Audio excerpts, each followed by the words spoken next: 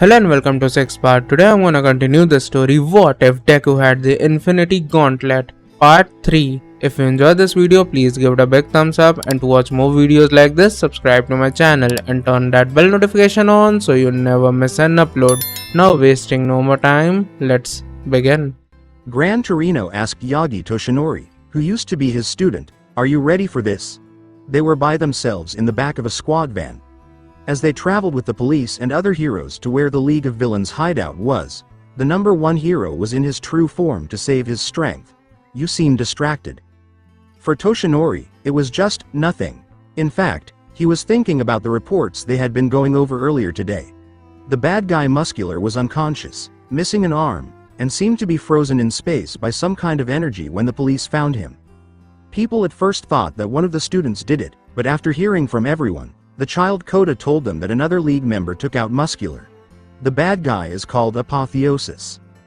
Gran Torino looked at him and said, "You're thinking about that boy again, about what he did." After doing some research, they were able to figure out who most of the bad guys were. Some of them are Shigaraki, Kurogiri, Dabi, and Apotheosis. "When we catch him, you can ask him anything you want." He was just as confused as All Might. What kind of kid does bad things and then goes on to protect a child from the hero killer and a UA student by saving them both? He said with a frown, "I just don't understand what he's up to." They still didn't know anything about Apotheosis. They didn't know who he was, what he did, or what his plan was. He wasn't like Shigaraki, who only wanted to destroy things that made him angry. He wasn't like bad guys who cause trouble just for fun either. This unknown boy had a clear goal and plan, but none of the police detectives or heroes knew what it was. They only knew that he was crazy about making real heroes, but the real question was, why would a bad guy want to do that? The old man said, "We're here. Lucky for us, that Yaoyorozu girl put a tracker on the Nomu that attacked the camp. The other team should be at the second location by now." It led to a big warehouse in Camino Ward, which is where they thought the fake people were being kept. While that, Izuku quickly typed, "Come on," as fast as he could without making a mistake. He had the new stone in his hands. With Ochako's strength against gravity, he was closer than ever. He was very close to getting the simulation to be stable more than once. When the computer formula came in, Izuku got the forge ready to go. Because he knew the pro heroes were going to raid the bar soon, he had to hurry. He begged his computer to work. After Shigaraki took a UA student hostage, it wasn't hard to guess what would happen. It is likely that All Might will lead the raid. If that happens, Sensei may come out of hiding to save Tamura and his group. That would be a really big fight. It's too bad Izuku couldn't stay and see it. "Ha!" Izuku exclaimed when the computer finally got the quirk genes to work together perfectly. All the telekinetic quirks, all the elemental manipulation quirks, body levitation, metal bonding, particle manipulation, enhancers, amplifiers, and the conversion quirk are put together. Not only that, but the stone's power also had the ability to remove gravity from any matter it came into contact with, making it easy to move and control. It was like putting together a big genetic code puzzle that almost drove him crazy. "Here we go." He put the formula into the machine and watched with great excitement as the forge came to life. He didn't hack into the city's grid again this time. Instead, he used the energy from the space stone to power the process. This building was right next to the Nomu factory. He should have stayed out of sight so he wouldn't be caught by the heroes who were coming. After a few minutes, the big round machine blew up, destroying everything inside it, just like it did before. And, just like before, a metal capsule about the size of a baseball was thrown out like a prize machine. As soon as Izuku saw the capsule, he quickly walked over from behind his workbench and grabbed it with a smile. When he opened it, he was surprised to find something other than a stone inside. Instead, it looked like a small red liquid vortex that was swirling around. As he slowly tried to poke it with his gloved finger, it seemed to zap him with energy, making him back away. Something strange seemed to happen when this was said. The liquid stopped spinning and began to get less cloudy. Finally, a small, solid red stone about the size of a walnut was made. When Izuku looked at it, he saw what looked like a lot of chaotic movement inside, like the energy inside was always shifting and changing. He came to the conclusion that it might have been caused by the many strange things that happened when the stone was being made. Just like that, Izuku smiled and looked at his latest creation. I now have both the Space Stone and the Reality Stone, he said. He tried to celebrate, but he couldn't because he heard and felt a building next door at the Nomu facility being torn apart. Now I need to leave, he said. He briefly became scared and ran over to his desk, where he grabbed a metal briefcase. Inside, he had carefully hidden the space rock and his collection of DNA samples. With care, Izuku put the Reality Stone in the slot next to the other one, then closed and locked the case. I need to hurry. At the bar, I feel like we're missing someone, Kamui Woods said out loud. Edgeshot and Gran Torino were looking at the captured bad guys and noticed that one of the bad guys they had read about wasn't in the reports. You're right. All Might saw it too. He had hoped that the kid would be here with them after getting Bakugo safely and capturing the bad guys, but he wasn't. Where is Apotheosis? Shigaraki glared at him and asked, why would I tell you that? He didn't like that All Might seemed to care about a strategist who didn't matter. Gran Torino started by saying, while you're at it, you can tell us where your boss is hiding. Shigaraki got very angry and clenched his fists. He couldn't even get that kid from Bakugo to join him, and now All Might has caught him and the League in the act. The person he hated the most. Going back to the lab, Izuku kept saying, hurry, to himself as he ran around his lab. After getting rid of all the files on the computer, he was now trying to get rid of any evidence that could be used to catch him. He mostly used the incinerator he built just for this purpose to throw away his plans and notes. He was thinking about something else that he forgot he wasn't alone.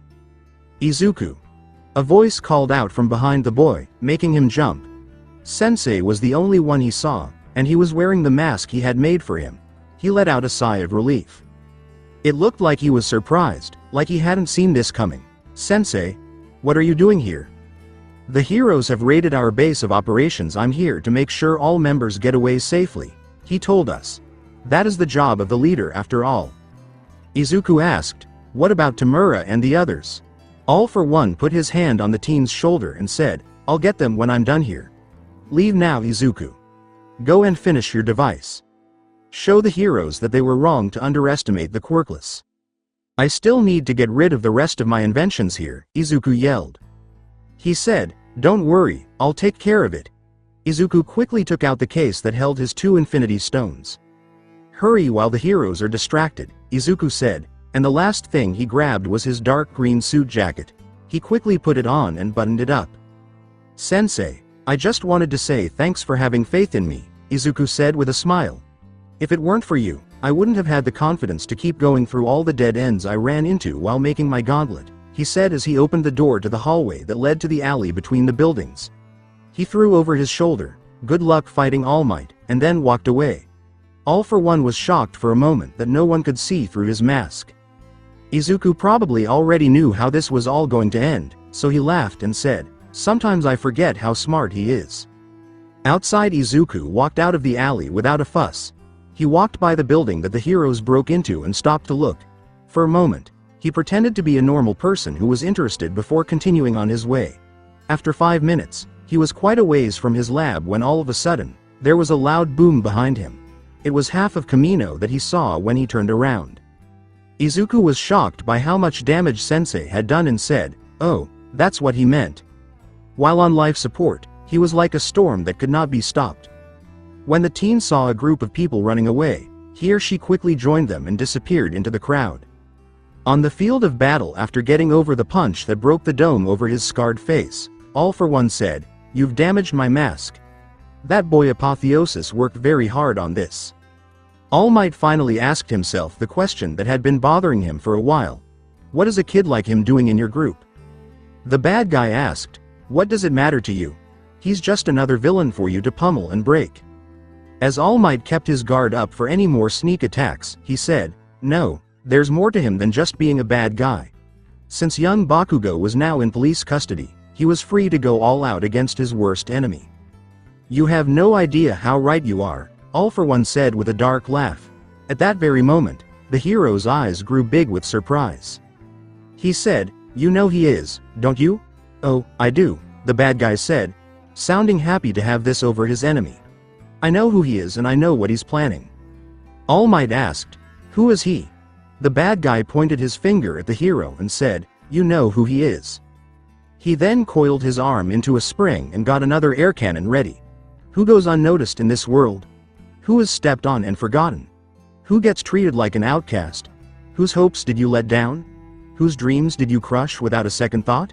He chuckled again. Apotheosis is a person who you and everyone else dismissed as worthless, but just wait until you see what he has in store for you. Tomorrow at Geonosis Tech, a security guard at the front desk said, "Midoriya, late night again, I see," when he saw the young man walk through the front door holding a metal briefcase and wearing a dark green suit. "Ideas don't take the night off," Izuku said with a smile as he held up his pass. The guard asked the boy as he checked him in, "Did you hear what happened in Camino?" In an act of shock, he said, "Yes, I was on my way when I saw what happened on the live feed. That was terrible that a bad guy could cause so much trouble. Thank goodness All Might stopped him, because he's such a great hero." He gushed like a fanboy he used to be. The guard asked, "Are you sure you don't want to go back to your school dorm? In light of what's happened today?" Izuku smiled proudly and said, "To be honest, I feel more determined than ever. Seeing what happened inspired me to improve the Titans. The sooner we can get them on the streets, the safer we'll all be." The man looked impressed as he gave the boy his pass back. "Oh, so you're working on a new version of the Titan?" Izuku thanked him and said, "Well, I won't keep you any longer." He then walked to the elevators. He walked through the empty floor until he got to his office after getting to the 15th level. The company took good care of him to keep his sharp mind, and the room was pretty big. The room was almost in the middle of the building. Izuku asked for it specifically because he thought a window view would be too distracting. It was also because there was a big storage room right behind it that was never used. He was able to turn this storage room into a secret lab right under the noses of Geonosis Tech after a few months of going to the building at night and getting help from bad guys he owed money to and bribing them to keep quiet. Izuku smiled to himself as he turned on the light and locked the office door behind him. What a night! After moving a picture frame on the wall to the side, he found a secret keypad inside. After entering the code, Izuku took a step back and the back wall of his office slid to the left, revealing a dimly lit metal hallway that led to a large vault door that sealed off his new secret lab. As he walked down the path, the big metal door at the end started to open. It had been set up with a facial recognition system so that only Izuku Midoriya could get inside. He put his case on the nearest workbench and opened it as soon as he got into the lab. Izuku took the blue space stone out with his left hand and the red reality stone out with his right. He smiled with pride as he held both of the slightly glowing stones. He talked about the comic that first made him think of the idea. "It's not a good idea to keep two infinity stones so close together, huh?" "I disagree," he said to himself with a laugh as he looked around the room at the third version of the forge, which was ready to make the next stone. From his hospital bed, All Might looked out the window, going over what happened during his recent fight with All for One. In order to beat the bad guy, he learned that Tamura Shigaraki is Nana Shimura's grandson. The League then got away, and All for One told everyone that Apotheosis is working on a big plan. He made the right choice by choosing to save his strength. If not, he could have gotten in trouble, or even worse, people might have seen his real face. All of those things didn't happen, though, and he only got some broken bones and a headache. He did, however, push his power past its limit again, and this time his time limit was cut even more. He thought he might have at most 30 minutes to be in good shape. The whole thing made him realize that he still needed to find someone to take over the power of One for All. Some people applied, but Toshinori wasn't interested in the ones in Class 1A because they were too young and hadn't done business before. He was looking for a true hero, but none of them had that heart. So he began to look at students in third years instead of that class. He was thinking when Shoda Aizawa spoke up and asked, "Moping about All Might? That's out of character for you." Toshinori turned to face the other teacher who walked in and said, "And caring about me is not like you at all." He finally asked the other person, "So how was your day?" When he saw that they were wearing a white shirt and tie and, for once, looked put together. The man sighed and let his hair fall down. "Going home to tell parents about the new dorms we're moving the students into by myself. How do you think it went?" All Might laughed and said, "I guess I owe you a drink." Thursday Izuku smiled as he watched the fight on the computer in his dorm room. He was mostly interested in seeing how strong All for One was. Tamura always said that Sensei was very strong, but he had never seen it for himself until now. This is what you get when you can steal any quirk you want. He thought as he wrote down in his book all the things he had learned from the video. What a great and dangerous skill, Izuku thought. He couldn't help but wonder how strong All for One was. He had the power to steal quirks, so why didn't he just take All Might's? For some reason, he may have needed to be touching her directly for a while. The hero will not stand by and let that happen when he can Texas smash him if he tries. His phone rang out of the blue, interrupting his work. He saw Kurogiri's number when he looked down at the screen. Izuku replied, "Hello."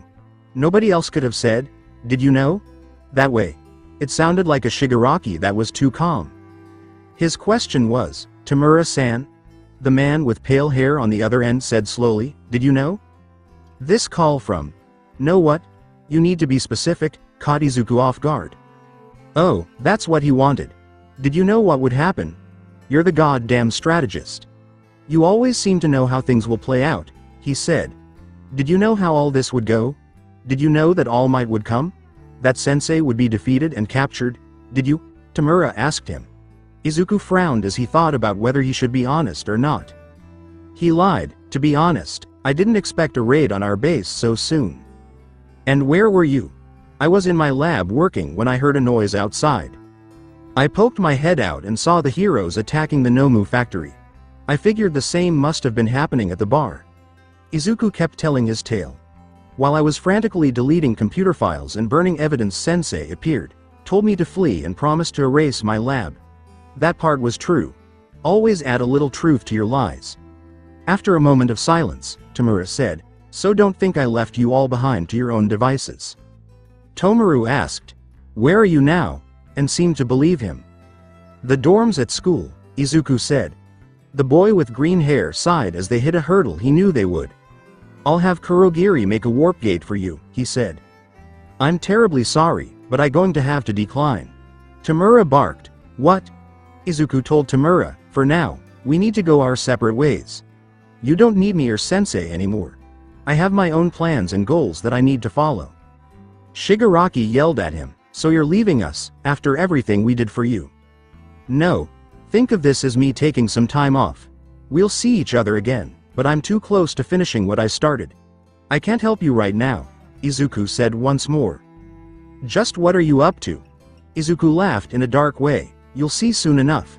He then said, "Tell Dabi and Toga I said hello," and hung up. Then Izuku watched the video of the two people who were using All for One and One for All again and took notes on their quirks. He thought both of these oddities were very interesting. After a week, Ochako asked, "So do you think my costume could be lighter?" "Come on. Make me work for it," Mei Hatsume laughed. Then Ochako said, "How about a weapon? Like a staff of some kind?"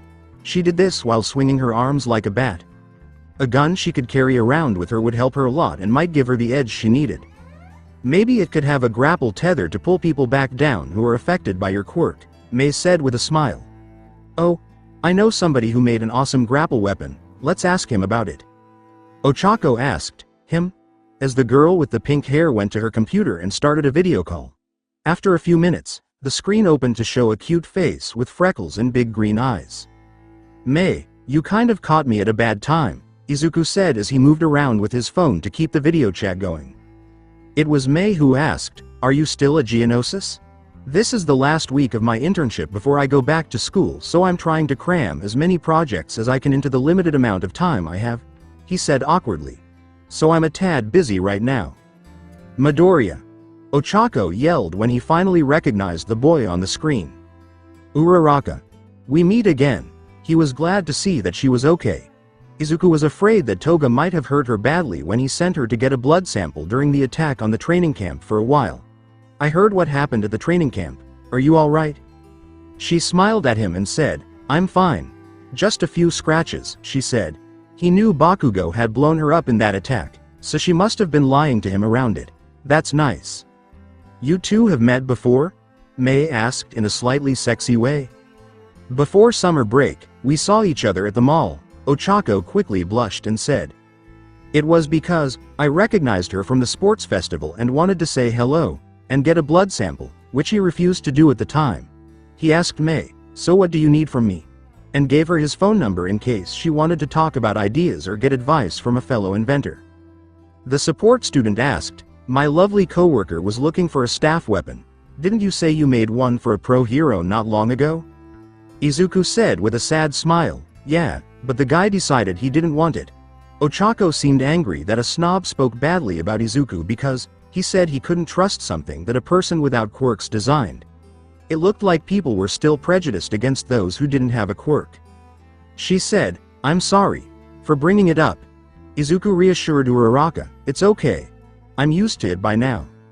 Ochako yelled out in anger, "You shouldn't have to deal with that." "She's right, you're smart, and you shouldn't have to deal with that," Mei said, being just as angry. Izuku changed the subject and asked, "So you're interested in the staff?" It was a good weapon. One end could change into a grappling claw, the other into a loop like they use in zoos to wrangle animals, both with extend and retractable tethers that can be fired out a distance of 15 yards. "Oh, it also could extend and change into a segmented whip form," he said in detail before going off on his tangents. Ochako could use it quite well in combination with her anti-gravity quirk, making the staff weightless when she swings it. She could make them float then capture them with the grapple staff. Mei stopped him and said, "Izuku, you're doing it again." Sorry," Izuku said, his face red with shame. "Bad habit of mine." "It's okay," Ochako said. He thought it was cute. "I can't legally give you the prototype right now, but I can send you the blueprint. If Mei makes a few more changes and paints it a different color, then no one gets in trouble," Izuku said with a smirk. He then frowned when he heard a small explosion behind him. "Damn it." Mei was scared and asked, "What was that?" "The metal synthesizer I made keeps going off," Izuku sighed as he ran his hand through his messy green hair. "I have to get back to work. I'll email you the staff blueprints. It was nice seeing you two again." Before the screen went black, Ochako and Mei both waved at him and said, "Bye." "Okay, it looks like your boyfriend got us your new staff," Mei said out of the blue. The girl with pink hair laughed at the other girl's denial. We're just friends." At the same time, two other people were talking in another room at UA Detective Naomasa Tsukachi, All Might's friend, came up to him during today's class training. The man asked to talk to him alone in the hero teacher's office, and All Might showed himself as he really was when he got there. "What's this about?" "We're busy helping the students create special moves," Toshinori asked. Naomasa took out a folder and put it on the desk. "I came to you because we might have a possible lead in the League of Villains. We finally have a suspect who we think is really the bad guy Apotheosis. He fits the description the best in terms of height, age, hair, and eyes." When the folder was opened, the first thing that was seen was a picture of a boy with dark green eyes and hair, freckled cheeks, and a big smile. "His name is Izuku Midoriya," All Might said, coughing so hard he almost choked on his own blood. He knew that face right away. The detective was shocked by the quick response. "What is it?" "I've met him once before," he said, remembering meeting the boy more than a year ago when he defended him from that sludge bad guy. His friend asked him to tell them what happened, and he did. He told them everything they needed to know. He had never seen a kid so upset before. He knew it was wrong to let the kid dream of things that were impossible, even though it hurt. Besides, he thought the kid would move on and forget about it. "Can someone like me, who doesn't have any quirks, become a hero?" The thin man turned away and said, "I told him no, that it wasn't possible. Do you think that was the right thing to do?" Naomasa told him what he thought. "Is it wrong to ask me what I think? If you want my opinion, I don't think quirks are everything. I've heard of some heroes with very impractical quirks, but when combined with a gadget or weapon it suddenly becomes very useful. But what if what I said turned a kid into a bad guy?" Toshinori felt ashamed as he looked down at his clenched fist. The detective told him that we're still not sure if Midoriya and Apotheosis are the same person. He's just our only suspect.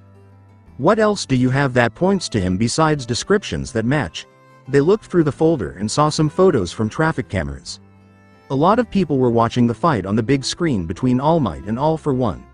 In the next picture, which is zoomed in, the boy in question is seen in the back of the crowd. He had a suit on and a metal briefcase in his hand. The officer said, "He doesn't seem to care about the fight at all compared to everyone else in the crowd. What was he doing in Camino at night? He's a student. Also, Izuku seemed to have left before the fight was over in the next picture, as if he didn't care. There was something fishy about it, and there's more. We couldn't pinpoint Apotheosis's quirk because he showed different abilities each time we saw him. There was a list of possible quirks he might have. Super intelligence was at the top of the list, followed by energy manipulation and barrier projection. After what people saw him do during the attack on the training camp, teleportation was recently added to the list. In every encounter he seems to have a piece of machinery attached to himself. Katsuki Bakugo even said he used some sort of sticky foam grenade to trap him. The other person asked, "What are you getting at? We never even considered the possibility that he doesn't have a quirk at all." As it turned out, there weren't many villains without quirks because they weren't really a threat in today's world and were always taken care of quickly and easily. In fact, a bad guy with no quirks was only able to stay free for 1 month before being caught. "You think he built weapons and devices to make others think he had a quirk," he said. "Does Midoriya have the ability and resources to do that?" "You still don't watch much news," he said. Seeing the question mark on her thin face, he looked through the file and stopped at an online article. This is a report from this year's Tech Expo. Izuku Midoriya was seen standing next to a big robot in the first picture. He's been working as an intern for Geonosis Tech, but they've been fast-tracking him through their R&D department because he's so smart, the article said. It also showed pictures and talked about the gadgets he made. Some of them worked the same way as the quirks that people said Apotheosis had. Anti-villain robot. Huh? All Might asked with a frown as he read the piece. Is this all you have? While it's true this all fits together, we still don't have a motive or reason behind his actions. Naomasa looked at him and said, "So we do now. You just said you met the kid before and told him he couldn't be a hero. What if it's revenge he's after?" "Shigaraki is the one that wants to kill me. Apotheosis has never expressed the same interest. We don't know what he wants," Toshinori said. He told him, "You're forgetting what Iida said. Apotheosis told him that he wanted to make a true hero. Someone who has been rejected and mocked by society and its heroes might want that. Maybe he wants to make a hero that is even better than you for his own pleasure." I could go on and on about a bunch of mental disorders, but now isn't the time for that, Toshinori finally asked after a short silence while he looked at Midoriya's happy, smiling face. What will happen if he is Apotheosis? He asked himself. He forced himself to swallow his guilt. The detective answered right away, he'll be arrested and questioned. However, he's only a minor, so depending on what information he gives the League of Villains, he'll probably be let go under house arrest or surveillance. He might even be put into protective custody, the man sighed. It had been hard putting all of these pieces together over the past week. If not, then he'll be sent to a juvenile detention center. The hero said, "I want to meet him. At the very least I owe him an apology for crushing his dreams. If he is Apotheosis, I'll be able to tell by talking to him in person." Naomasa asked, "Are you sure that's a good idea?" He held up his bandaged fist and said, "I've dealt with a lot of bad guys in my career. If there's secretly a villain hiding inside that boy, I'll know."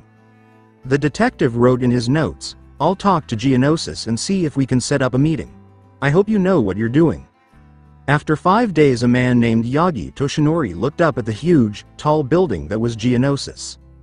As a representative of UA, he was here in his real form to look into the new training tools and security systems. He also said he would like to meet their star intern Izuku Midoriya to see if he wanted to move to UA's support department. He talked to Nezu about it, and if it turned out that Midoriya wasn't Apotheosis, they would still offer him the transfer. But he didn't tell the company about the investigation or the fact that they think the boy might be a bad guy. He walked into the lobby after adjusting his yellow suit, which was too big on him. Toshinori didn't have to wait long. A business leader was already there to greet him and show him around the building. During a short tour that ended in the R&D department, he was shown a number of new security programs and training robots that would help the student grow. Even though Toshinori didn't understand half of what they were talking about, he smiled and nodded like he did. The moment he had been waiting for finally came. He would get to meet Midoriya, who is the main suspect in who Apotheosis is. As they walked up to the office door, the executive said, "He's probably working through lunch again." "He hasn't gone back to school yet?" Toshinori asked. "He does tomorrow, but he's been here day and night for the past week," the man said with a laugh. The door opened, and the two men walked into the office. "We had to make him go back to his dorm because we caught him sleeping in his office the other night," the woman said. Toshinori saw the boy right away. He was writing quickly on a whiteboard on the other side of the room, making some kind of big equation. After a loud clearing of the throat, he realized Izuku hadn't seen them come in. The teen turned his head around and said, "Huh, all MFF." Izuku quickly covered his mouth with his hand and looked at the hero as if he was sorry for almost revealing who he was. Sorry," he said as he put down his marker and walked up to them, straightening his white button-down shirt. "I'm high on caffeine, and you startled me," he said with an awkward laugh. The executive said, "It's okay. This is Yagi Toshinori, the representative from UA we told you was coming." Izuku played along and smiled, "Nice to meet you." The matchstick man put out his hand and said, "Izuku Midoriya. I've heard a lot about you." The teen asked, shaking the person's hand, "All good, I hope?" One was a bad guy who knew who the man was, and the other was a hero who thought the boy might be a bad guy. All Might asked, "What can I do for you?" He looked around the room for a moment. It looked like a normal office space without windows, though it might have been a bit big for an intern. There are pics on the wall and books on a shelf. There were a lot of papers and blueprints on the desk, but Toshinori was most interested in the All Might figures that were neatly arranged on the front. Some of them were even limited editions. Even after what he said, the boy was still a fan. "One reason why you're not a bad guy." He could tell right away that Izuku was a lot taller than the skinny kid he met more than a year ago. He looked stronger too, especially under his shirt. He was getting dark circles under his eyes, which meant he hadn't been getting enough sleep lately, but other than that, Toshinori didn't see any other visual clues that pointed to him as a possible bad guy. He asked the executive, "Is it okay if we talk alone?" The executive said yes, and then left the two of them alone. Toshinori picked up a chair from the workbench and said, "You look good, kid."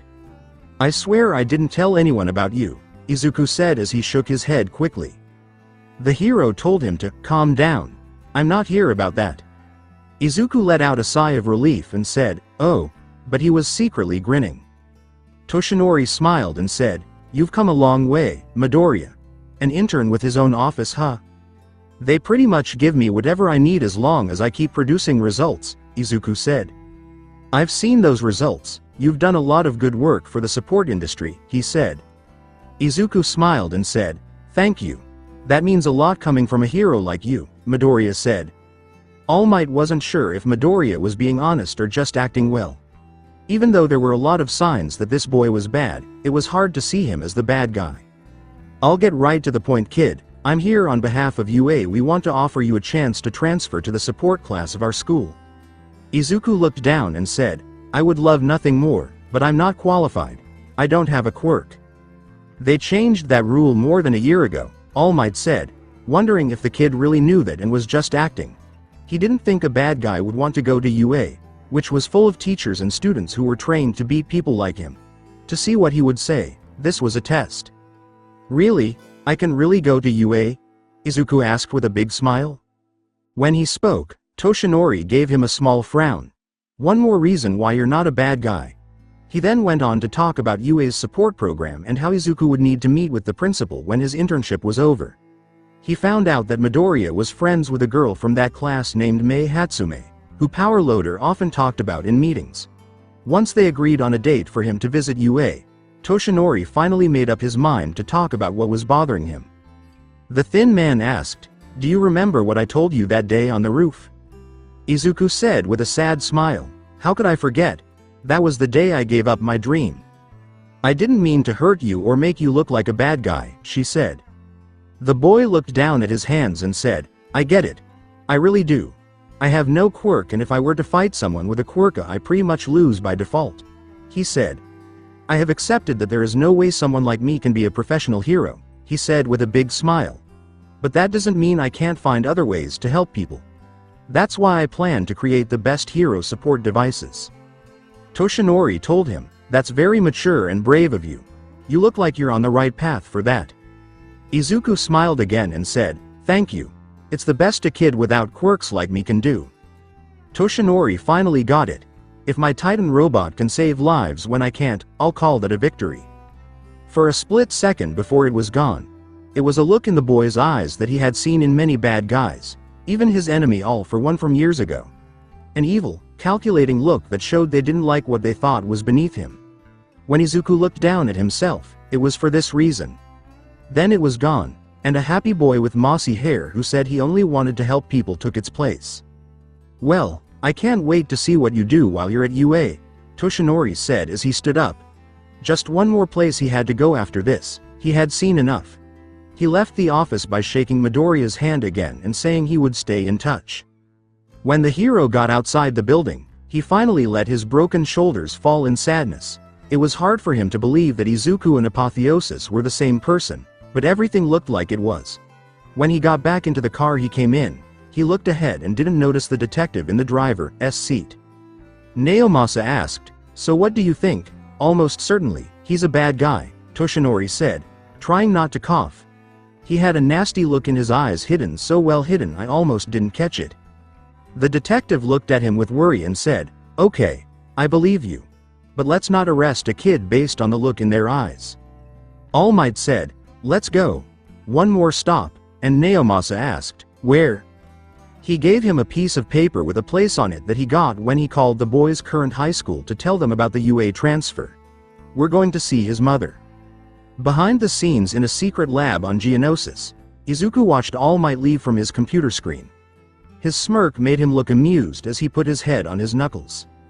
He laughed and said, "It looks like they're starting to put things together." He looked at a clear cabinet in the middle of his lab and said, "Oh All Might. You may think you're finally catching up, but..." He laughed as he looked at what looked like a gold metal gauntlet resting in the case with 2 stones attached to special slots. "You're still so many steps behind," he said. "One is blue and the other is red." "Hello. May I assist you?" When the door opened, a middle-aged woman who looked a lot like Izuku Midoriya walked in. "My name is Toshinori. I'm a representative of UA. I was hoping to talk to you about your son Izuku," he said. Inko Midoriya held the door open and said, "Oh, come in." Toshinori walked in and took a seat at the table when it was offered to him. "So what's this about UA?" She wasn't sure what to think because she hadn't heard from her son yet. "I spoke with Izuku earlier today. We offered him a transfer into our support department and he accepted," Toshinori said. "I just wanted to know more about him before he enters the program." The woman asked, "What do you want to know?" His fears were that it would be like his life when he was young and quirkless, before he met Nana Shimura. "It's my understanding that he's quirkless. Can you tell me about his childhood, what it was like for him?" Izuku was always a good boy. He loved helping people and thought it was the right thing to do, Inko said with a smile as she thought of the memory. "He watched a lot of hero videos as a kid, mostly about All Might," Toshinori said nervously. Being a hero was his dream. He didn't want to be the best, but just being one would have been enough. This is when Inko's face turned sad. When he was 5 and his quirk didn't manifest, I took him to the doctor and he was diagnosed as quirkless. Toshinori said, "I know how devastating that can be." He thought back to how he felt when the same thing happened to him as a child. After that, people and other kids started to treat him differently.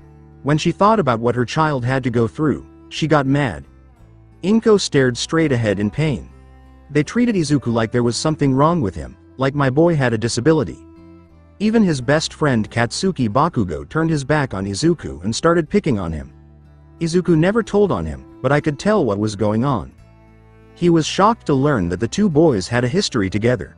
I knew young Bakugo was rough around the edges, but I didn't think a kid who wanted to be a hero would pick on the weak, he said.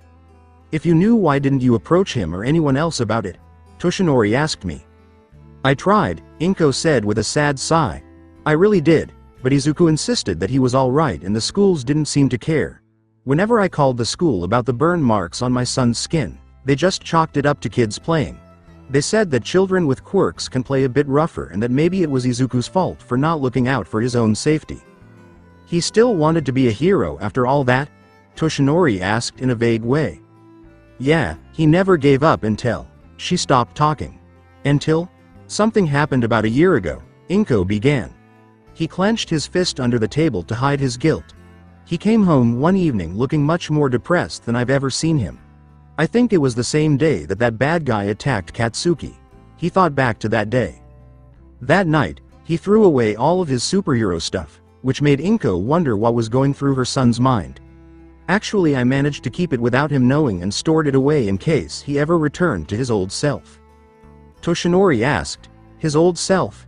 He doesn't talk about heroes anymore. His face used to light up whenever he spoke about a new or current hero. Inko said.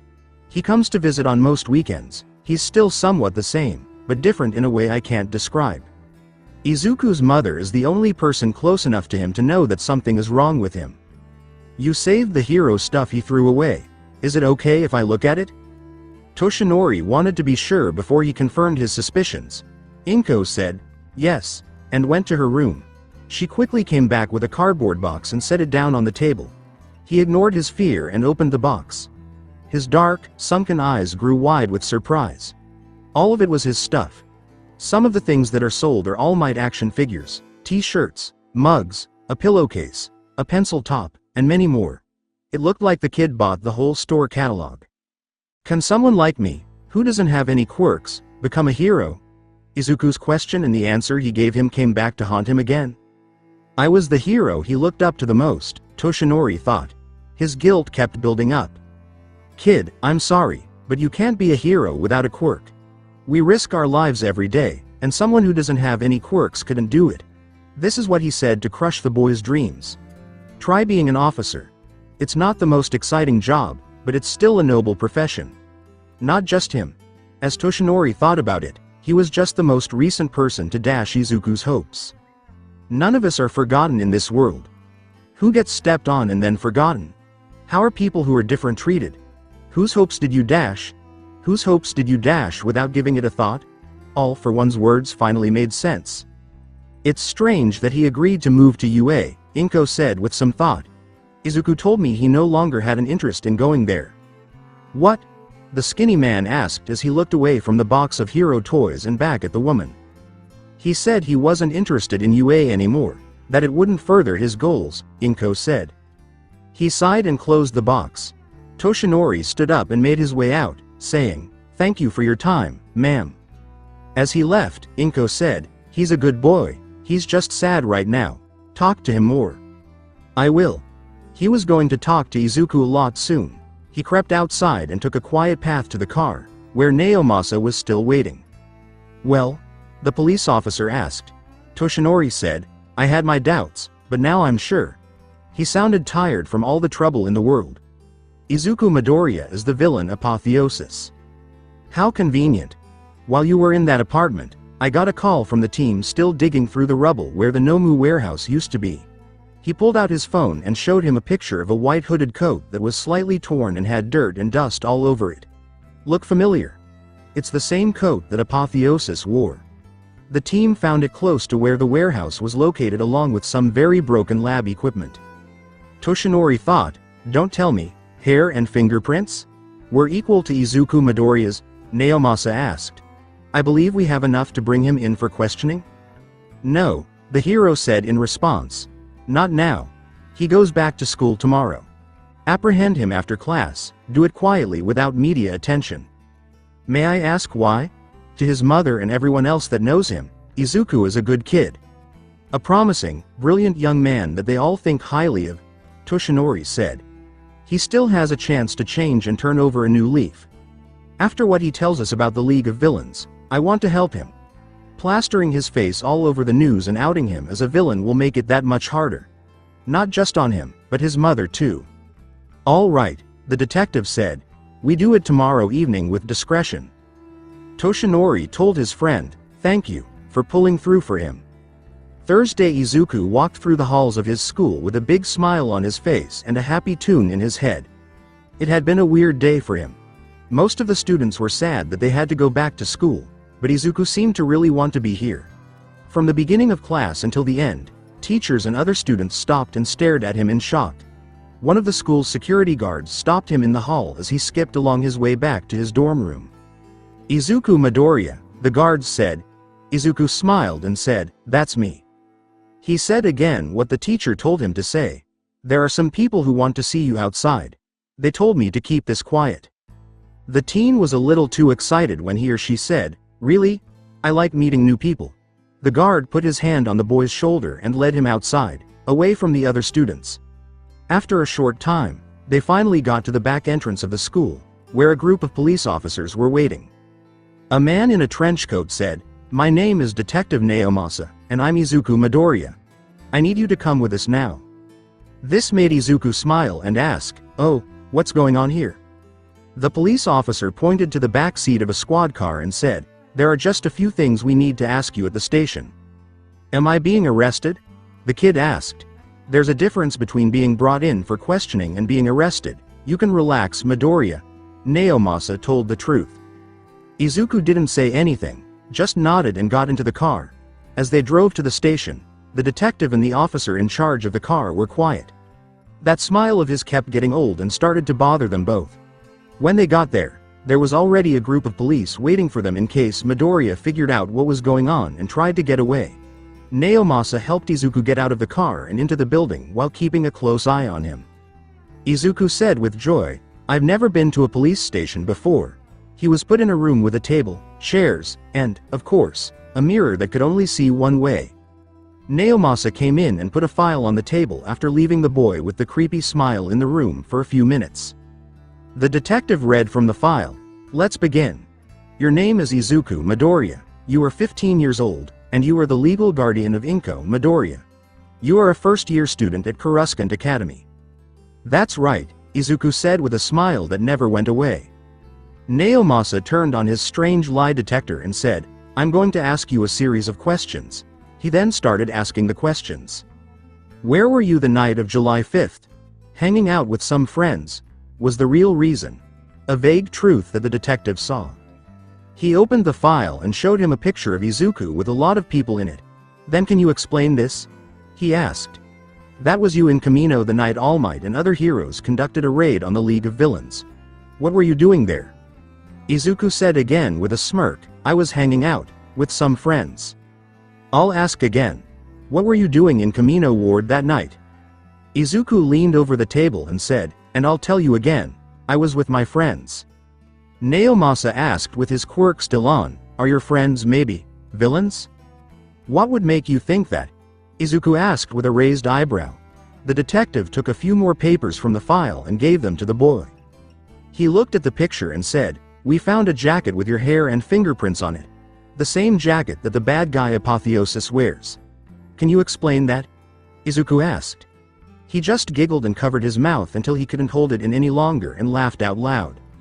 "Nope." He laughed again and again. "Wow, I didn't expect this." Naomasa asked, "That we would finally catch on to you?" Then he saw something strange and was about to call for All Might to join them. Izuku's skin turned gray over time. "I didn't think my dear Izuku would think this far ahead," she said. Her clothes were getting slimy and gray. Then again, "Shigaraki always thought highly of Izukun's intelligence," Shigaraki said. The gray sludge started to fall off. He laughed and changed his voice to sound like a young woman. "It looks like my time is up. Now I know why he chose this day." Izuku Midoriya finally turned into goop, and there was a blonde girl who looked like she was crazy and was naked. "Hi. My name is Toga Himiko, but I'm sure you already know that," All Might said as the doors flew open. He rushed in and stood guard over his friend. The hero yelled, "Where is he?" Toga, who was naked, blushed and said, "Izuku-kun? I don't know, he didn't tell me."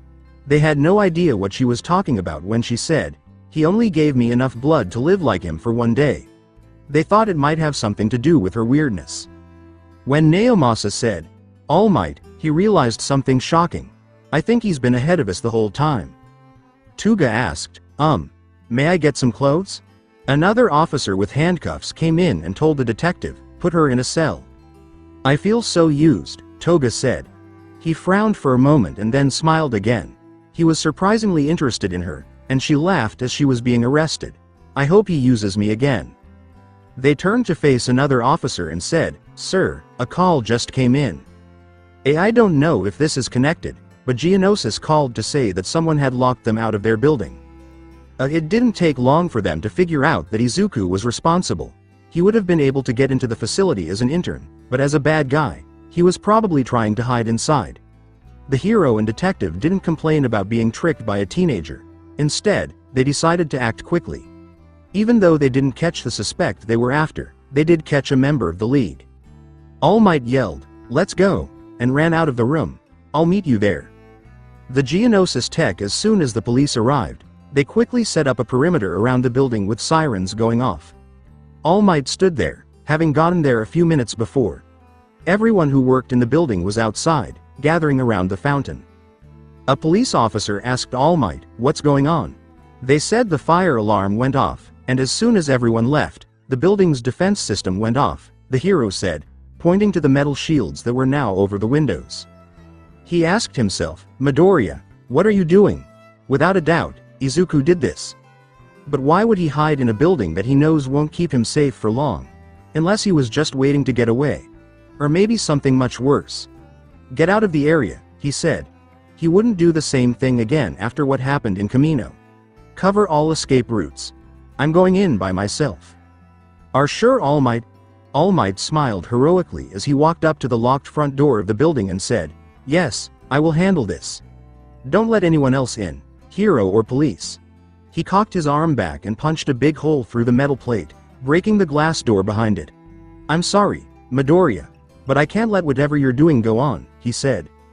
Secret Lab. Izuku shut down his computer and said, when he felt a tremor coming from the lobby area. Seeing All Might walk through a hole he had just made, he said, "It looks like I have a guest." He then looked at the security footage downstairs. He smiled and smacked a key on his keyboard to say, "Right on time." Lobby. All Might looked around as the room went dark. He stayed alert and waited for what he thought was an attack, but it never came. Instead, two doors opened, and lights came on down the hall. It was clear that Midoriya was taking him into the middle of the building for some reason. Okay, he'll go along with it. The hero followed the lights and opened doors, keeping an eye out for any traps. In the end, he left the offices and went into the building's manufacturing area. All Might finally reached an entrance marked "Testing," after going past several empty labs. He could get in because the big metal doors slid open. When they got inside, the lights came on and showed them a very big room with a high ceiling and gray metal plating all over it. This is probably where Geonosis tests out the new things they've made. A voice said over the intercoms, "Thank you for coming, All Might." All Might yelled, "Midoriya, it's over, show yourself." What was on the wall facing him was a video that took up almost the whole surface. "Is this good enough?" Izuku asked as he showed up on the screen. All Might asked, "Apotheosis, aren't you the bad guy?" The boy with wide eyes he had met before didn't look anything like Izuku. Now he had a hood over his eyes and that mean look was back. Izuku started with, "I was. But I haven't been since the training camp attack, if that makes you feel any better."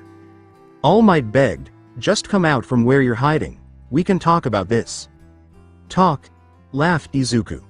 "The guy who solves crimes with his fists wants to talk?" All Might asked. He kept looking away from the screen at something, and she wondered what he was up to. "No, I don't want to talk right now. I want to show you a little project I've been working on. I'm sure you've seen that Titan robot I designed," the hero said with a smug smile. "Are you sure that bucket of bolts can become the message of peace?" All Might asked. Izuku just laughed, making All Might frown. "That was the first prototype you were thinking of," the boy said with a smirk. There was a big opening in the floor and something big was brought into the testing room before All Might could answer. "I've designed several better, more enhanced versions since the expo. Would you like to meet version 6? Hello, my anti-hero robot." A robot as tall as All Might but thinner and smoother than its original model stood there. This one was white and had what looked like ribbed armor covering its body. Its face was smooth and featureless, with only two glowing red eyes, and the number 6 was printed on its chest armor. The Titan. All Might laughed and said, "You're going to have your robot fight me for you?" Izuku smiled and said, "Give me a break." The robot said, "Remember, I don't have any quirks. My intelligence is all I have to work with." It then made a scary metallic growling sound. "Have fun," the Titan stomped forward, seeing its goal. "This is not going to stop me." All Might faced the machine, meeting it halfway with a punch. Detroit. Smash. His fist connected with the metal torso, creating a big shockwave. The collision itself made the testing chamber shake. The robot didn't even budge, not even a dent in its armored plating. "What is this?" The Titan growled, grabbed his wrist, and threw him across the room with unimaginable force. All Might got back up and threw more punches at it. None of them hit anything, but he noticed that the ribbed armor moved with each blow. Does this sound like something you've seen before? After all I did to copy that Nomu's shock absorption, Izuku asked through the big TV screen. It should look very familiar, he said in a fake angry tone. You were there when that fight happened, All Might said. Yes. With a smile, Izuku said. The hero was sure, then you should know that won't be enough. You're right, the boy said with his hand off camera. Unfortunately, that Nomu was just a big meat puppet and didn't have any intelligence, the robot said as it suddenly took a fighting stance. Let's see you deal with a doll that knows how to fight back, the Titan rushed him, using a mix of punches and kicks. All Might was able to block them all, but he couldn't deliver a decisive blow because the robot could absorb shock. It hit very hard and sometimes fired some kind of energy from its fists. Hey, come on, as the hero was blocking and dodging, a blade slid out of the Titan's right arm and tried to cut him up. Luckily, All Might was able to break the weapon in half. He could end the fight if he could just combo it, but the Titan wouldn't let him. Izuku smiled as he watched the fight and told the robot to target the hero's weak spot. The Titan let itself get hit again, but this time it grabbed All Might's wrist and held on tight. Then, with its right arm, it fired an energy-powered punch right into the middle of the hero's secret injury. All Might gasped in pain and threw the robot away.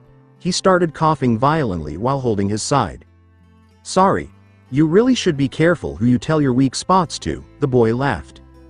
You never know if that kid might turn out to be a bad guy in the future, he said in a stern voice as All Might cut up a fountain of blood on the floor. Is this it for you? The Titan pointed its left arm at the hero as it transformed into some sort of gun. Fire! Izuku told the robot to fire its laser, but as it was about to do so, a bunch of branches appeared out of nowhere and grabbed its wrist, sending the beam meters off course. I thought I told them. All Might coughed. Not to let anyone in here. Kamui Woods and Edgeshot, two professional heroes, were standing near the entrance to the test chamber.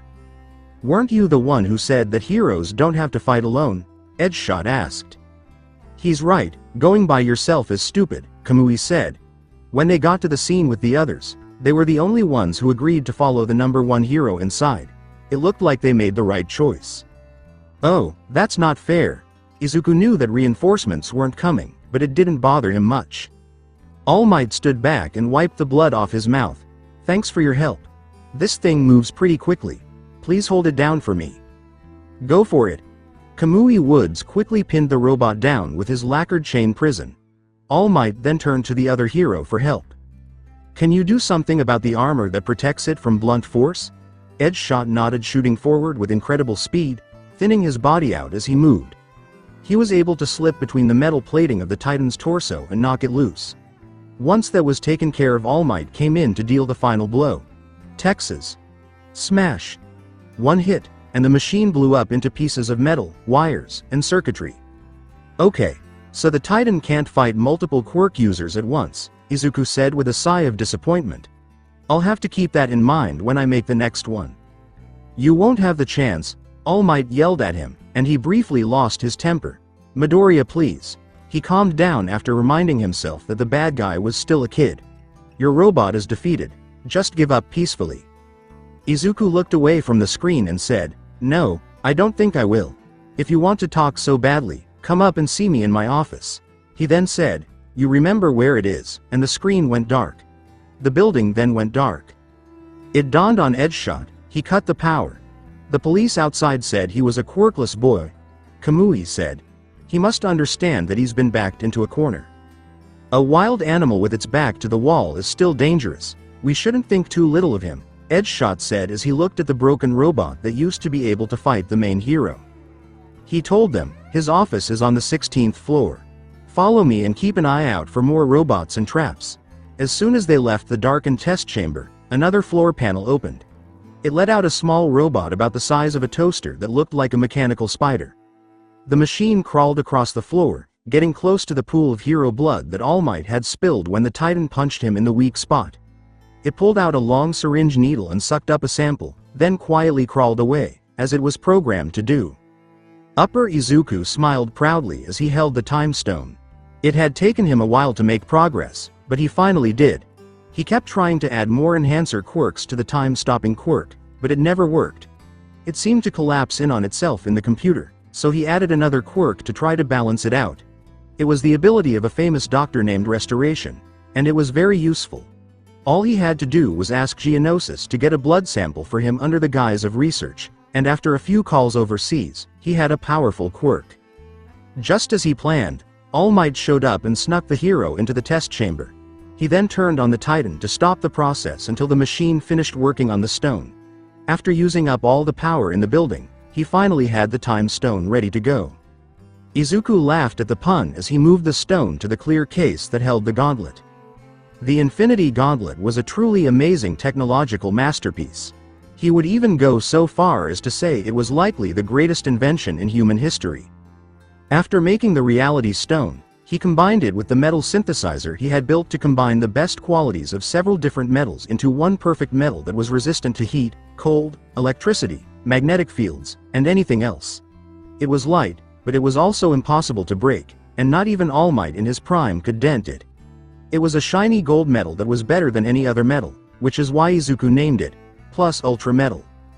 To make the gauntlet, he had to melt down the metal and cut it into the right shapes. But Izuku, being the smart boy that he is, figured out a way around that problem. He changed the metal synthesizer so that it worked like a 3D printer, shaping the metal into the right shapes as it was being made. This way, every single part of the gauntlet was made by hand. Every plate, joint, bolt, screw, wire, and circuit was made of this metal, and all Izuku had to do was put it all together. It took 3 days to build, and Izuku almost passed out from lack of sleep several times. Izuku almost cried when he saw his creation come to life. The gauntlet looked like it was made of polished gold and had what looked like circuit board-like patterns lightly etched into it. There were 5 stone slots in total. 3 along the forearm, 1 on the back of the palm, and the last on the inside of the hand.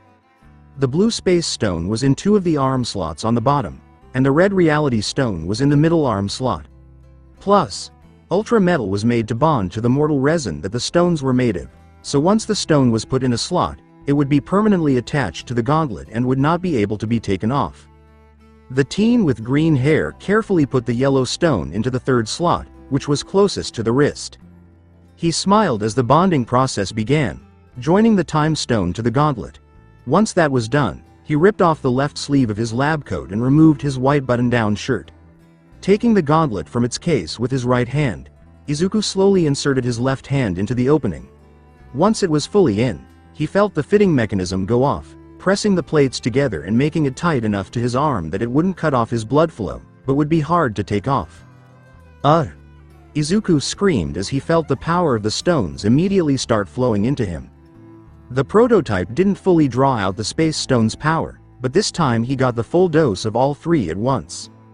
He came to the conclusion in his research on quirks that what ultimately controlled them and drew the abilities out was a person's nervous system, and so the gauntlet was designed to link the stones up with Izuku's own nervous system, giving him full access to all their abilities. Izuku clenched his fists and refused to fall to his knees. A pattern of glowing veins covered his body, changing from blue to red to yellow. After a short time, the strain started to go away as the power settled, and the glowing veins went out. Izuku breathed in and out, still feeling the power in him but not in pain. The freckled boy looked down at the arm of the gauntlet and stared in awe at the 3 stones. His eyes then moved to the monitor screen on the wall of his secret lab, which showed All Might walking into his office with the 2 heroes who came with him. How exciting, he thought. Izuku smiled and his eyes lit up the same shade of red as the Reality Stone. Looks like I get to test my Infinity Gauntlet in real life, he said. The office. It's midday. While looking around, All Might couldn't find the intern anywhere in the large room that the company had given him. He also looked around the room and said, "He's not here. Do you think he snuck out while we were fighting that robot?" The building is surrounded by police and other heroes who have arrived on the scene. How could they have gotten away? Edgeshot wondered. All Might went to the desk to see if there was any clue as to where the kid might have gone. When he didn't find any, he went to the back wall and looked at the pictures hanging there. One was of Izuku at the tech show with his prototype robot, and the next was of the boy's mother, Inko, whom he met yesterday. But the third picture made him stop. It was a piece of lightly burned notebook paper with All Might's autograph written in marker on it, and it was set behind glass in a wooden frame. Is it possible for someone like me, who doesn't have any quirks, to become a hero? That question from that day wouldn't go away. He took down the picture and said, "I'm so sorry, Midoriya. I never meant to push you toward being bad." That's when he saw it. A numbered door panel was built into the wall behind where the frame was. He put his ear against the white surface and knocked on it a few times.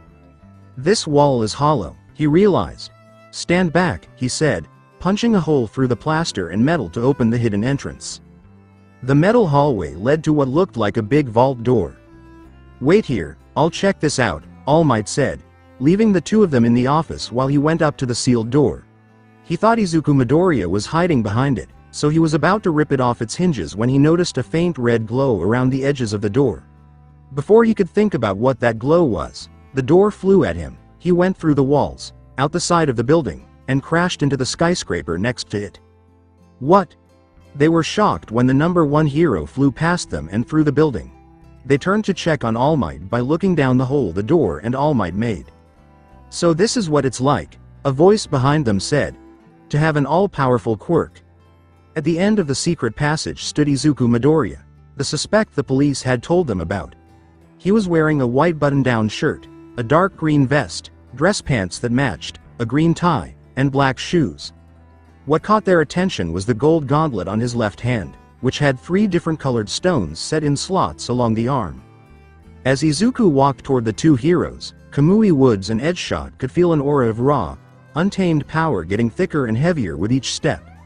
It was scary to think that a kid without any quirks could scare them so badly. The teen didn't say a word. He just walked right past them and through the hole he had just made by throwing All Might. Wait. Kamui was the first to snap himself out of it. Izuku ignored him and kept walking. "Stop right there." He shot out branches to try to catch the boy, but he still wouldn't turn around.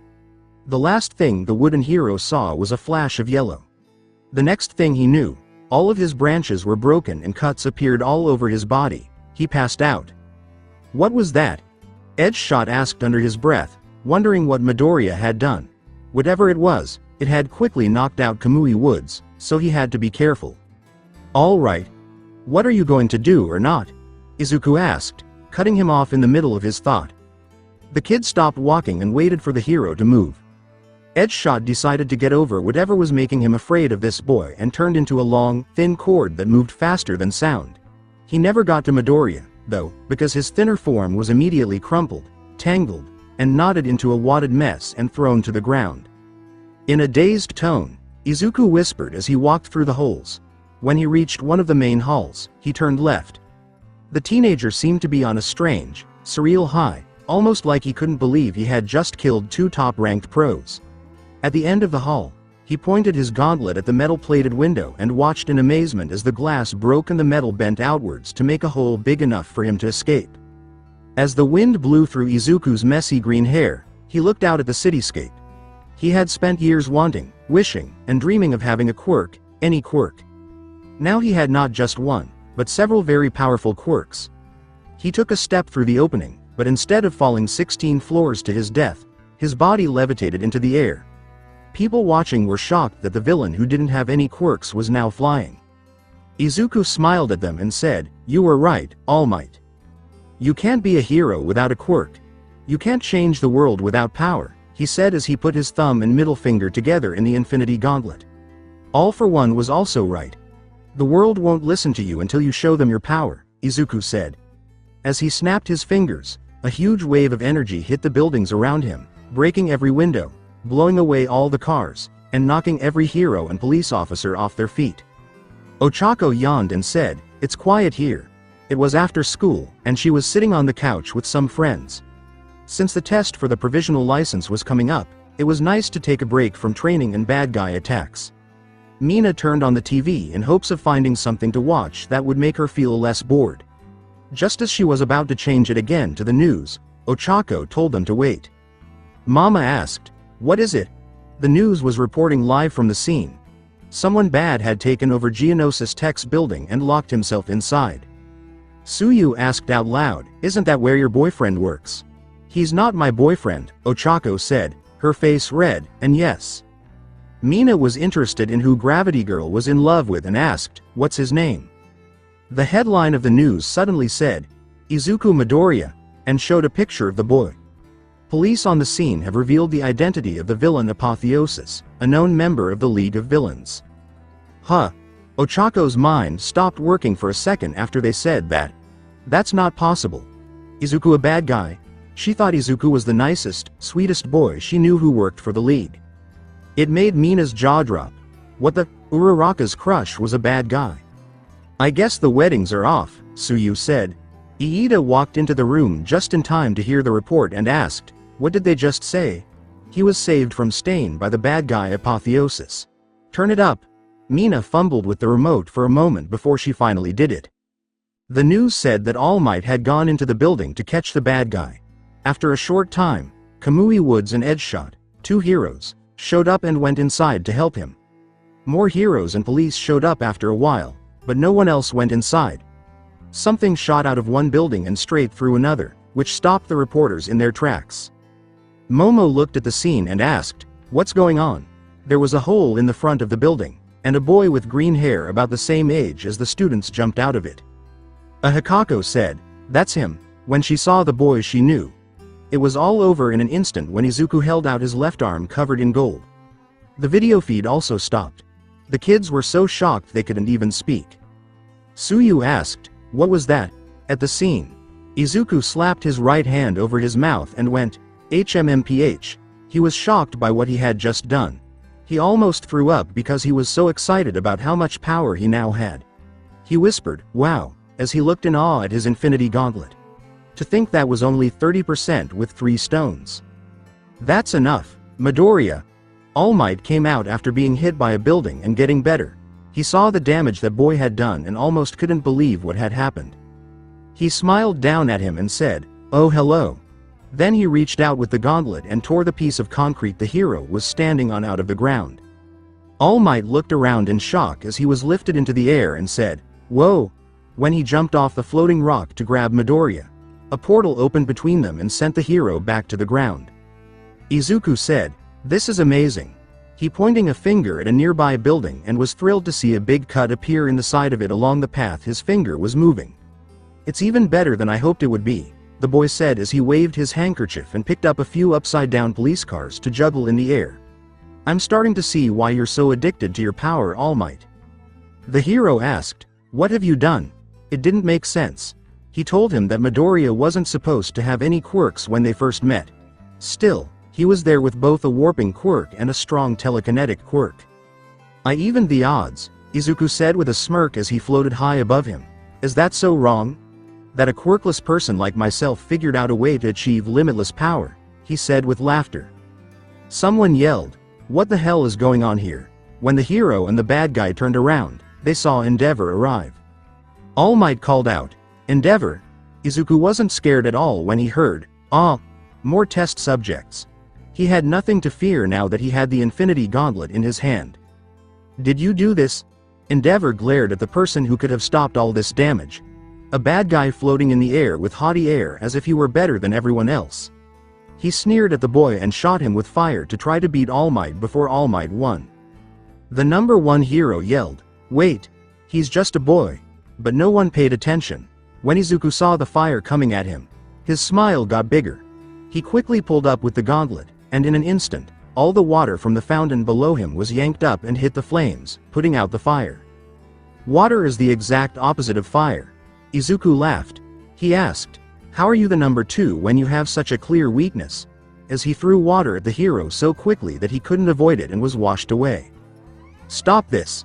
All Might tried to grab him again by jumping, but this time Izuku flash sped away. The boy quickly looked around after the hero's big hand went through where he was. "Looking for someone?" Izuku asked as he rose higher and moved away from him. His eyes were glowing red. He reached out to another building, smirked, and used the reality stone to rip off the antennae. He then threw the antennae at All Might like a spear. The strong hero couldn't avoid it because he was in the air, so he grabbed it with both hands and fell safely to the ground with it. Izuku praised him and said, "Well done." All Might begged again, "Please just stop." I don't know what power All for One gave you, but that doesn't mean you should trust. The teen with the green hair laughed at him, cutting him off. In fact, I turned him down, the man said after a moment of shock. Izuku waved his left hand and picked up several pieces of concrete. He offered me a quirk, but I turned him down. I don't need a quirk, I never did. Yelling, if someone like me can become the strongest person in the world, then quirks aren't as great as everyone thought they were. He threw the rocks at All Might. They're overrated. Texas smash. He hit them all and turned them into pebbles with one blow. He flew through the air so fast that Izuku had no time to fight back or teleport away. In an instant, he was right next to the boy and could have touched him, but as he reached out to grab him, the yellow stone on the gauntlet lit up brightly, and everything stopped. The whole area was covered in a big, see-through yellow bubble. Everything inside the bubble seemed to have frozen in time, except for the person who cast it. 10. Izuku said with a smile as he saw All Might standing still with his big hand close to his face. 9. 8. He said as he flowed and glided around the hero like he was on water. Once he was behind All Might, he pointed his hand with the gauntlet on it at his back and said, 7.6. 5. 4. 3. 2. 1. The bubble burst, and time went back to normal. With the power of the reality stone, Izuku grabbed the hero and put a red glow around him. Rahhhhh. He threw All Might straight down to the ground below with all his strength. A small crater and a mushroom cloud of dust were made by the impact. Izuku coughed and put his hand on his throat. How does Kachan scream all the time? I almost ruined my throat. It will take more than that, All Might said as he came out of the dirt. Izuku just gave him a mean look and said, to beat the symbol of peace. He replied, I know it will. However, instead of fighting me, you should be more worried about evacuating everyone here. Why? Izuku asked. He just smiled and stuck out his thumb behind him. He roared and quickly clawed at the ground with his gauntlet, saying, this building is about to fall. He tore a huge piece out of the corner of Geonosis's building with his new power. As the building began to lean dangerously, All Might got scared and said, Kamui Woods and Edgeshot are still in my office. Better go get them. Bye. He waved goodbye as a portal behind Izuku opened. He walked through it and no one saw him. He said, damn it, and then he flew through the air and crashed through the building that was slowly falling apart. When he got to Midoriya's office, he grabbed Kamui Woods' unconscious body and the confusing mess of cords that was clearly Edgeshot. To get to the police officers who were hurt, All Might quickly jumped through the same hole he came through. When other heroes woke up, they started to follow All Might's lead. Even Endeavor, who didn't want to, helped the main character get everyone away from the danger. After everyone was out of the way, the building finally fell apart, taking with it all the proof of what Midoriya was doing in his secret room. Izuku was smart. He destroyed the building to not only get away, but also hide his tracks. Otherwise, while she watched the news, Inko held her breath. She had seen everything. Based on what the police said, her son was a known member of the League of Villains. His name was Apotheosis. She was shocked to see live video of the building where Izuku had locked himself up. All Might himself went inside, which made Inko feel better. It was the ultimate hero if they could bring her son back to her and talk some sense into him. When Izuku levitated in front of the building on the screen, she went from being relieved to being horrified. He then did something that blew away everything around him and the live feed stopped. What's going on? Izuku, where are you? She thought about this while she waited impatiently for the news to come on. When the phone rang, it broke her train of thought. What did she say? Hello. Izuku's voice said, I'm sure you've seen the news by now. A quiet, Izuku, came from Inko. He felt bad about what he had done and said, I can imagine what you must think of me. She asked, where are you? Izuku said, I'm sorry, but I can't say. Why?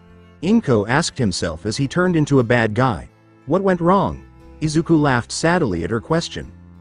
Won't that be the question everyone asks? He asked after a short pause. I just want you to know, Mom, I don't blame you for anything. None of this was your fault. Everything I did and planned to do is all 100% me. Her plea was, please Izuku, don't do this, just come home. When Izuku talked on the other end of the line, he sounded a little choked up. You have no idea how tempting that offer is. But I can't take it. I started something big. I've come this far, so I might as well go all the way. You don't have to, sweetie. Whatever those villains talked you into, you don't have to do it. He said, I'm sorry, Mom, but I've been planning this since before I joined the League of Villains.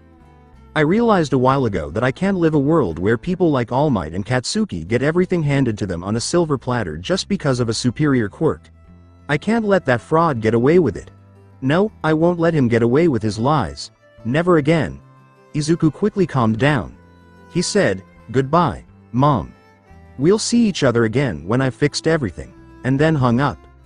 Inko kept calling her son's name into the phone. Izuku. Izuku. Izuku. A soft cry came from her as she heard the dead tone. In the middle of the street, Izuku took one last look at his phone. It hurt him to hurt his mother that way, but he promised himself that he would make it up to her. There was no longer a need for his phone, so he got up from the bench and threw it away. He walked into the middle of the busy street and waved his gauntlet. This made all the cars swerve to the left and right, clearing a big path down the middle. He had to wait for about a minute before the police car he was following showed up.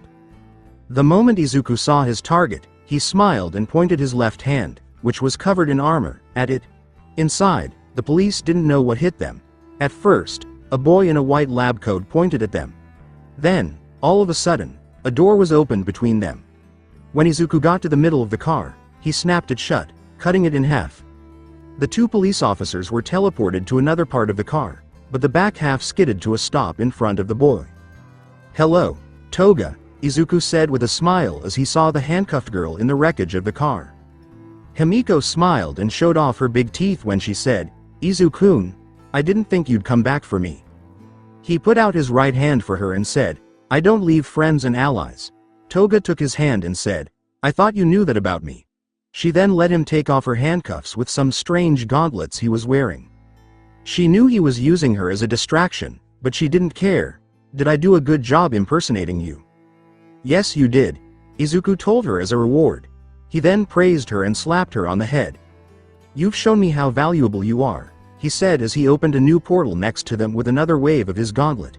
Need a ride? Toga smiled and said, You look so different. You're more confident than the Izuku-kun that I knew. He asked himself out loud, maybe this is the real me? Or maybe this is the new me? The teen did feel different after putting on the Infinity Gauntlet. He thought that nothing was stopping him and that he could be anything he wanted to be. Do whatever he told you. He no longer had to follow rules or listen to idiots telling him what he could and couldn't do. Izuku felt completely free for the very first time in his life. Let's go. You need to call Tamura and have him pick you up. In the evening, All Might mostly asked himself, how did this all go to hell?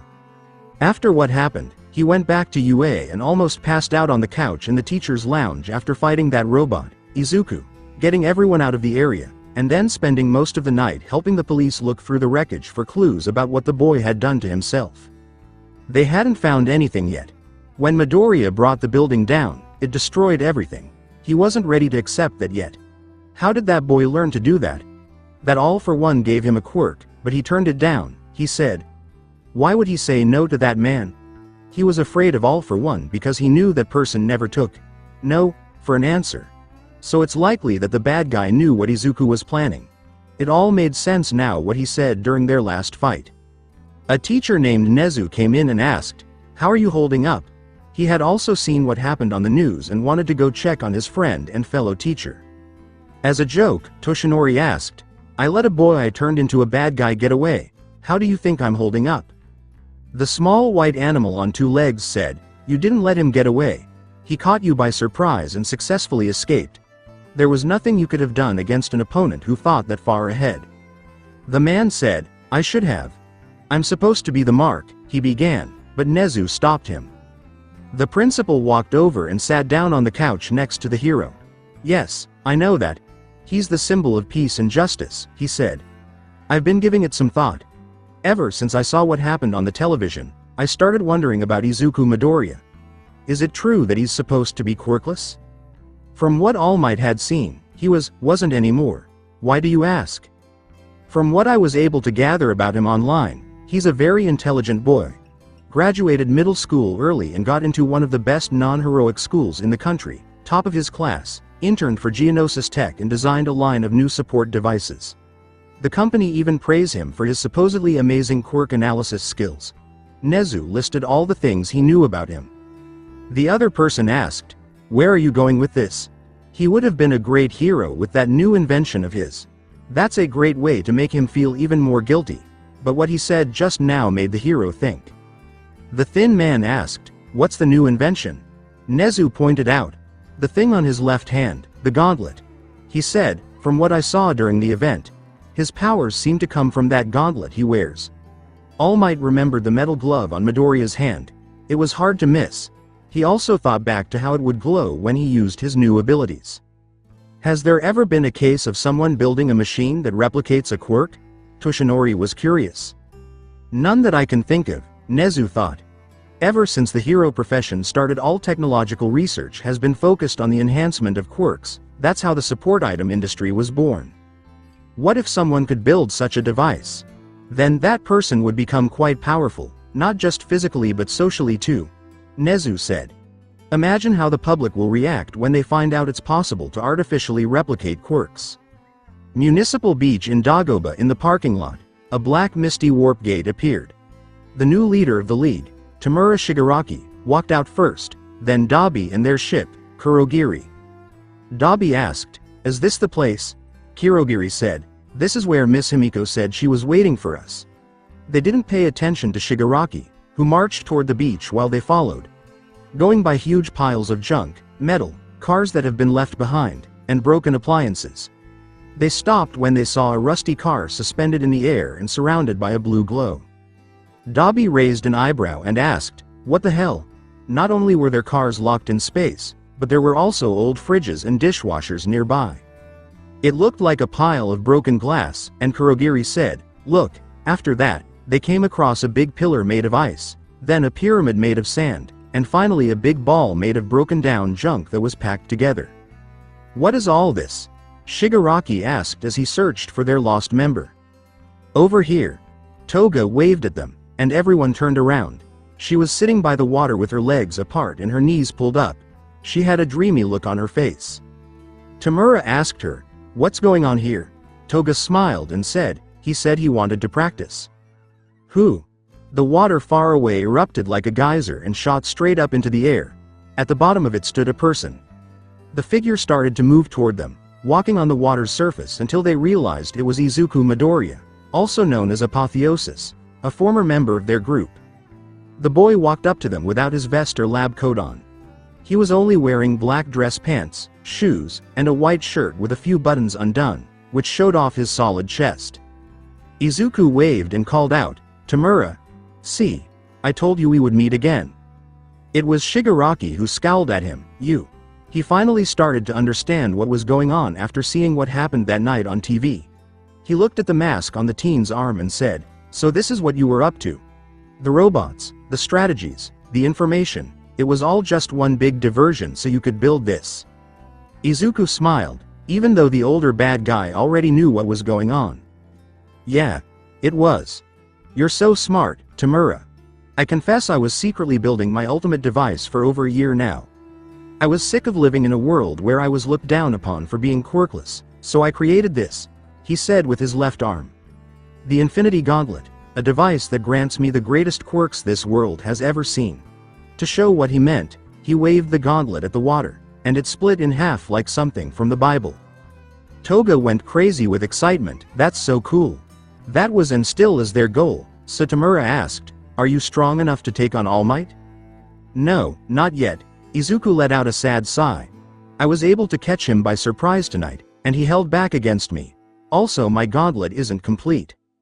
Dabi finally asked, "Why did you call us?" He forgot to talk to Izuku. He was one of the few people who agreed with Stain's ideas about killing heroes, but he wasn't a huge fan of the idea like Spinner was. "Do you wish to rejoin the league?" The green-haired teen looked at their leader with their hands over his.